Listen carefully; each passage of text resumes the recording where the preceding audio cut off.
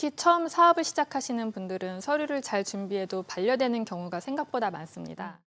법인이든 개인이든 사업을 시작하려면 반드시 먼저 세무서에 사업자 등록 신고를 해야 하는데요. 이 사업자 등록이 모든 인허가의 출발점이라고 볼 수 있습니다. 네.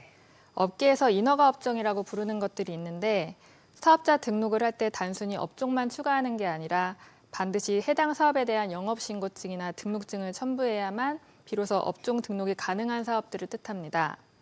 예를 들어 일반 음식점을 운영하려면 식품접객업 영업신고증을 먼저 발급받아야 하고요. 여행업을 창업하려면 관광사업 등록증을 첨부해야만 사업자 등록증에 해당 업종이 기재됩니다. 인허가 종류도 다양한데요. 요건을 갖춰 서류를 제출하면 효력이 생기는 신고업종이 있는가 하면 실질적인 요건을 심사해서 등록이 되는 업종도 있고 법적으로 금지된 행위를 국가가 특별히 허용해주는 면허 방식도 있습니다. 그리고 하나의 업종을 신고하기 위해서는 환경과, 건축과, 위생과처럼 여러 부처가 동시에 협의해야 하는 인허가도 있습니다. 위생과에서는 문제가 없어도 건축과 조건을 갖추지 못하면 허가가 났다 하더라도 실제로 사업을 못하게 되는 경우가 생깁니다.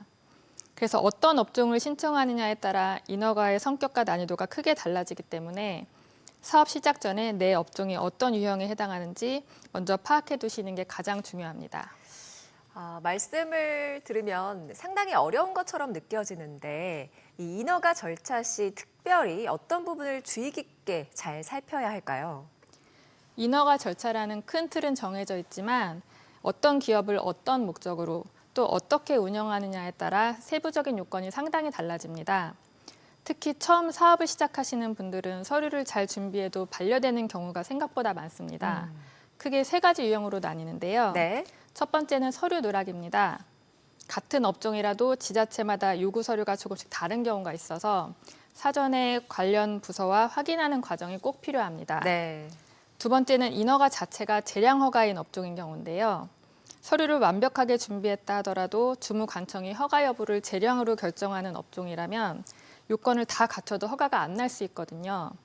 이런 경우에는 혼자 고민하시기보다 행정 전문가와 상의하셔서 허가를 위한 서류 요건을 재검토하시는 것이 훨씬 현명한 방법이 될 수 있습니다.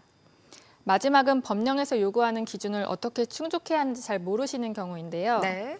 관련 법령과 인허가 기준이 수시로 바뀌다 보니 사업체를 운영하시는 분들 입장에서는 대처하기가 쉽지 않습니다. 실제로 저희 의뢰인 중 한 분도 조달청 제3자 단가계약 신청을 거의 포기하려던 상황이 있었는데요. 다행히 법령이 완화되면서 서류 제출이 면제되었는데 그걸 모르고 계셨던 거죠. 네. 저희가 개정된 법령과 유사 성공 사례를 자세히 안내드린 덕분에 무사히 등록을 완료하셨던 기억이 납니다.